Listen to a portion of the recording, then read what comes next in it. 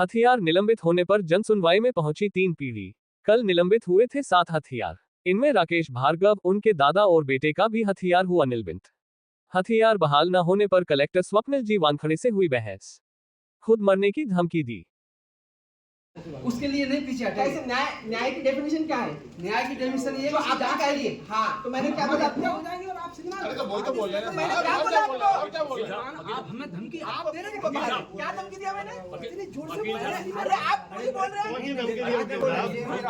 मैंने आपको लिया, आपका लिया, मैंने आपको बोला। आवेदन में कार्रवाई होगी ना निवान साहब? क्या बोला मैंने?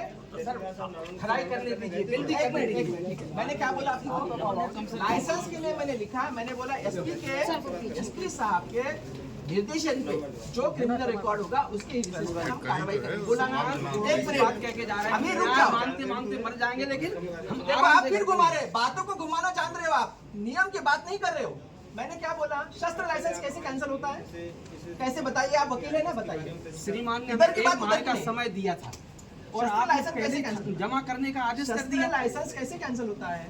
नियम बताइए ना। शस्त्र लाइसेंस कैसे कैंसिल होता है? आपने शो का नोटिस दिया था। एक चीज बोलेगा ना? चलो एक चीज बोलेगा ना? शस्त्र लाइसेंस कैसे कैंसिल होता है? पुलिस ने रिपोर्ट भेजी, हम आपके न्यायालय में आए, शोकाई नोटिस के आधार पर आपने हमको एक माह का समय दिया। हमने कहा हम दस्तावेज प्रस्तुत करेंगे कि हम इन मुकदमों में बरी हो चुके हैं। आपने एक माह का समय दिया और 2 दिन बाद आपने साहब जमा करने का आदेश कर दिया। 1 महीने का समय तो श्रीमान हमें देना चाहिए था हमको। क्या मैंने निरस्त किया है?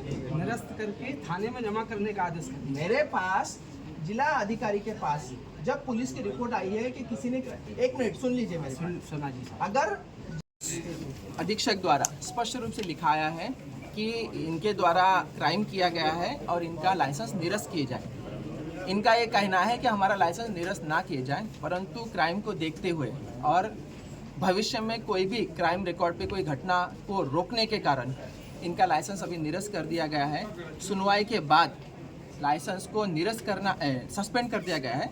निरस्त करना है या नहीं करना है ये 30 दिन के बाद या पेशी के बाद निर्णय लिया जाएगा। परंतु ऐसी स्थिति में जब हम कोई भी लाइसेंस सस्पेंड करते हैं, उनके पास पूर्ण अधिकार है कि वो कमिश्नर कोर्ट या हाई कोर्ट में जाके इसका स्टे ले आ सकते हैं, अगर मेरा विवेक और मेरा जो निर्णय गलत साबित होता है।